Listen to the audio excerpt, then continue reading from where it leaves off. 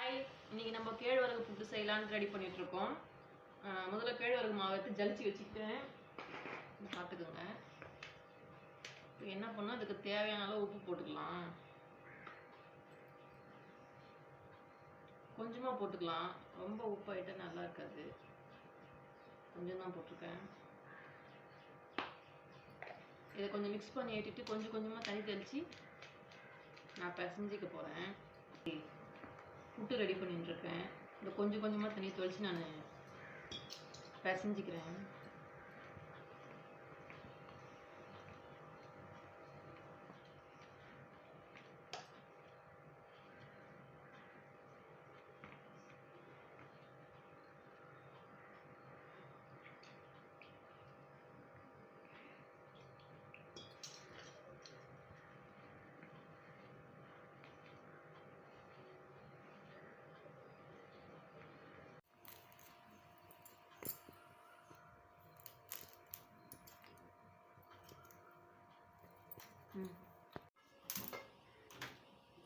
இட்லி குண்டால தண்ணி வச்சு இது காயட்டும்.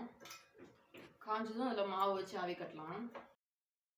தண்ணி நல்லா காஞ்சிச்சு. காஞ்சதும் ஒரு தட்டு, இட்லி தட்டை வச்சுட்டு அது மேலே ஒரு துணி போட்டு நம்ம ரெடி பண்ணி வச்சுருக்க மாவை போட்டு ஒரு 10 நிமிஷம் வேக வச்சு எடுத்தோம்னா கரெக்டாக இருக்கும்.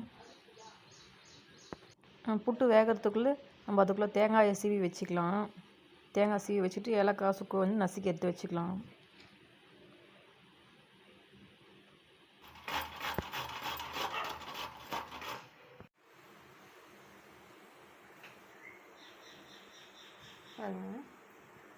இப்போ எடுத்து அதை ஒரு பாத்திரத்தில் மாற்றிக்கலாம்.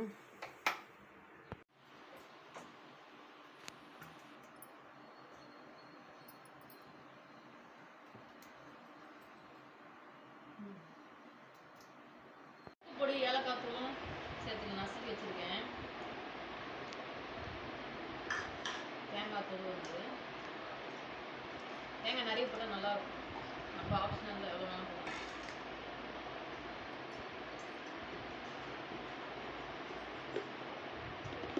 சர்க்கரை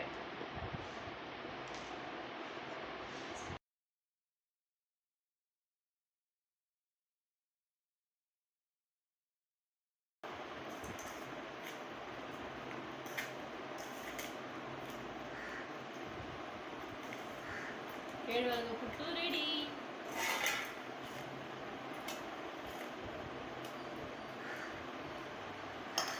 வாங்க சாப்பிடலாம்.